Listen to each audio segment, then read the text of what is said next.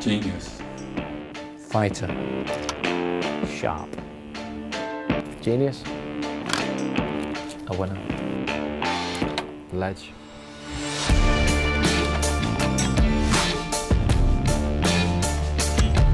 Nobody's familiar with Sir Alex Ferguson.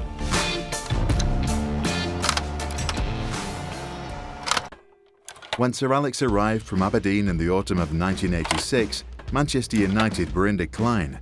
They hadn't won the league since 1967 and found themselves second from bottom in the old First Division.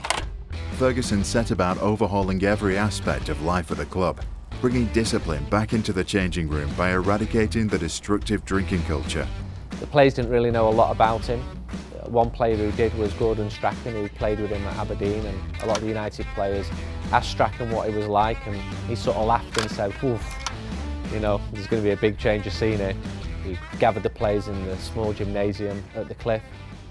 He said, "I'm not happy about this culture of drinking. I'm hearing things around Manchester from people saying, you've been spotted out, I don't like what I'm hearing, it's not professional." And there was some resistance to that change. There was, well, this is what it's always been like, this is what it's like at every club. And maybe it had been, but that wasn't how Sir Alex Ferguson wanted it to be. He scared me to death, pretty much. I played under fear. I was always fearful of one of his hairdryer tags off. I didn't want to let him down. Probably Liverpool was the worst one, when he sort of kicked me out of my house. Told me at half time he was kicking me out of my house and putting me back in digs. And my girlfriend had moved up from Birmingham. She had to go back home, and we had to split up. And my dog had to get sold. My car had to get sold. And I had to go out there and prove to him I could play. To execute his root and branch reform, Sir Alex transformed the scouting network and youth setup. United's success for the next 27 years will be built on homegrown products. I think he put Brian Kidd in charge of the youth in a local area, and he just got a load more scouts, and they got a load more active. All he kept coming up and telling the likes of me, maybe the likes of Paul Ince, maybe even Dennis Irwin to an extent, and all players in that kind of time, is that these players, i.e. Nicky Butt, Paul Scholes, Gary Neville, David Beckham, we're going to be taking your places soon. He believed in what was coming through, you know, and it proved that he was right. Yeah, I mean, sometimes, when we were playing reserve games, he'd be watching, and after the game, win, lose, he'd come in and say his piece. But he'd always, knock on that, you're looking to play for the first team, you're one stop away from playing for the first team. Say it was a bad game, you'd all have to improve. He was there at the nights, with the youth team players after being with the first team. You turn around, he's sat on the bench next to you. Of course, the players look over to the bench, look, oh, the manager's... And obviously they play harder, they play faster, they want to impress him. He was everywhere. Just that force of energy and ambition and drive then lifted the whole club. Everybody else then was infected by that same sort of drive. Manchester United, the history and the Busby Babes and everything was about the youth, and really that core of homegrown players gave them the spirit of Man United back, yeah. Initially, Sir Alex's shake-up didn't have the desired effect. It is widely reported he was close to being sacked after a rocky start to his fourth season. But the Manchester United board stuck with him. In 1993, United won their first league title in 26 years, adding to their FA Cup, League Cup and Cup Winners' Cup triumphs under Ferguson. At the heart of his success was Ferguson's skillful man management. His reputation as a fearsome dictator kept the players on their toes, while his softer side earned their loyalty. He knew how to give you a rollicking, he knew how to put his arms around you, comfort you.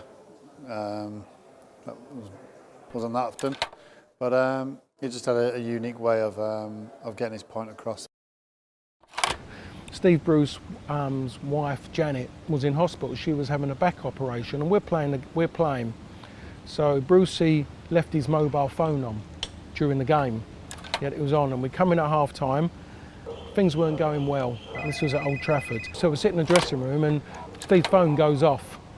So we're all sitting there, and we're all kind of going, like that, going, whose it is, and I knew it wasn't me. I knew it wasn't Dennis, because Dennis did have a phone. He was never switched on anyway. Big Pete, straight away himself as normal, going, it wasn't me, you know, and maybe his eyes going, giving away who it was, and you could just see everything quiet. And you looked at Brucey, and you could just see in Brucey's face and persona, it was me. The gaffers ran across, grabbed the phone, had a go at Steve Bruce. Steve Bruce had a go trying to tell him that this is, my wife's in, I don't care if your wife's in hospital, and just threw the phone against the wall towards the bin and smashed the phone. When Sir Alex used to get on my back, it used to make me play better. We were playing Leeds away, and I got absolute bollocking at half time. And even being honest, at the time, I was thinking, I thought it wasn't that bad. But so I went out. We ended up winning the game. Come back in, and then one of the younger lads come up to me and was like, do you know, like when the gaffer just give you a right go, they said, he come round and said, I'd be all right now. In 2008, Manchester United's midfield dynamo Darren Fletcher was diagnosed with ulcerative colitis, a debilitating bowel disease. Terrified and embarrassed, he confided in Sir Alex Ferguson. Obviously, I'd experienced a different side of Alex Ferguson during my illness, and I've got the utmost respect for him because he took football out of the equation and looked after me and made sure I looked after my family. United dominated the 90s, winning 13 major titles, with Ferguson building 2 trophy-winning teams. This process of regeneration wasn't just limited to the players. He had the foresight to introduce forward-thinking coaches to help execute his vision. When I got the call from Alex, as he was then, I was at Derby County. We went into his wonderful office. We sat down and directly asked me the one question of the interview. How do I keep my team number one? And I answered, think, behave, and train like you're number 2. And that hit the spot. And his next question was, when can you start? Sir Alex made a decision.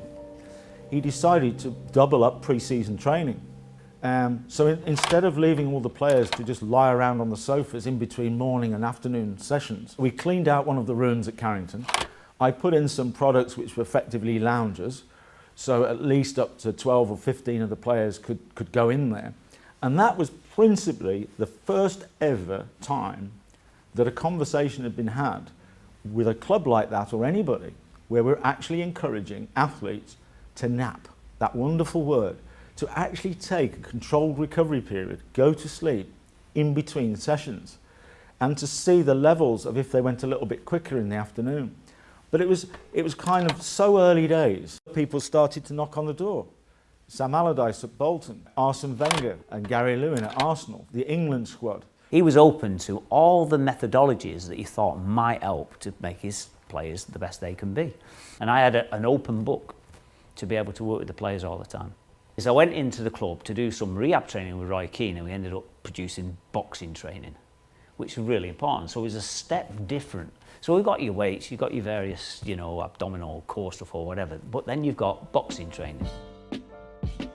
Something new was happening all the time. I think it's specific gym stuff, and it's not necessarily just banging out weights, it's all types of stuff, you know, with certain leg movements, mobility.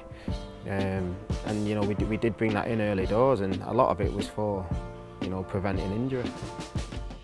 By the time Sir Alex Ferguson called time on his glittering career at Manchester United, he had won 49 trophies in the most successful managerial career Britain has ever known. His unrivaled achievements owe much to his insatiable desire for success and unique fashion sense.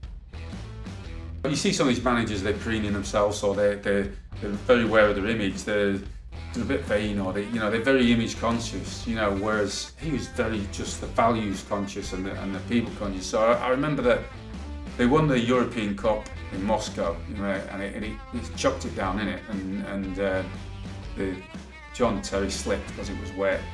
And they had these Paul Smith suits and shoes especially for the thing, and it was soaking the grass. So they come in. So these were pointy shoes that probably didn't really suit him at all, and by the time they got wet, they curled up. They're like Alibaba shoes, you know. So it came to the sort of big do, the banquet at the end, and he's doing a speech, and him and David Gill stood there, and he's got a pair of white trainers on with his suit. It's almost like, yeah, he doesn't give a damn about it, you know.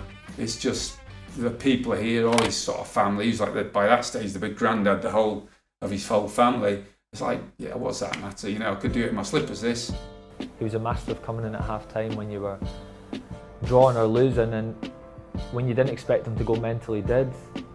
When you expect him to go mentally, he was calm, and he'd go into his tactic boards and he pinpointed one or two little things, and that was usually the difference to go and win the game. So it's hard to explain, because a lot of what he did was very simplistic, but other times the true genius came out. So he mixed and matched really, and some of his team talks before big games were, you know, hair standing up on the back of your neck stuff, and you went out there with so much pride and passion and desire to do well for him and to do well for yourself and to do well as part of the club, that, you know, that brought out the best of us in big nights.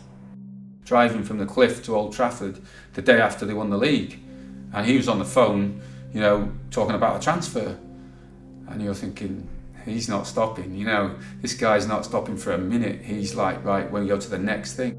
Once the final whistle blows on that league, or okay, you celebrate for the night, but there's almost just like an anticlimax. You've done all the work, and now there's a sort of anticlimax, and he was like straight on to the next thing. He was incessant, you know, he just wouldn't stop. You just won the treble, you keep the same players again, the motivation might be not there as much. You know, if you start signing a few players well, are looking to get in the team, it just all kicks on again.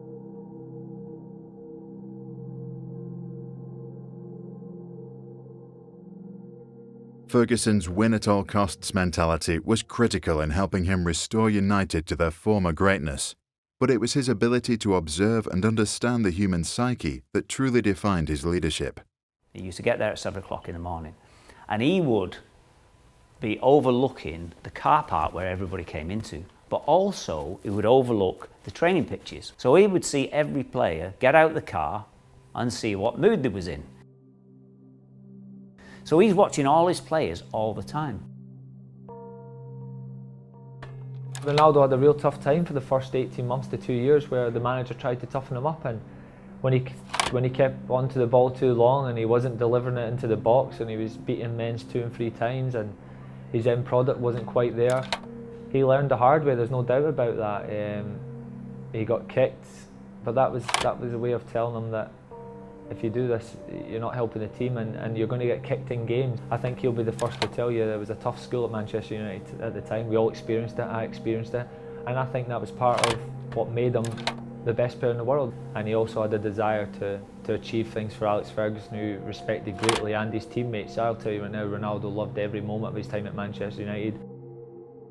He was like a personal coach for everybody in the club, whether it be the gate man, the tea lady, the secretaries, each player.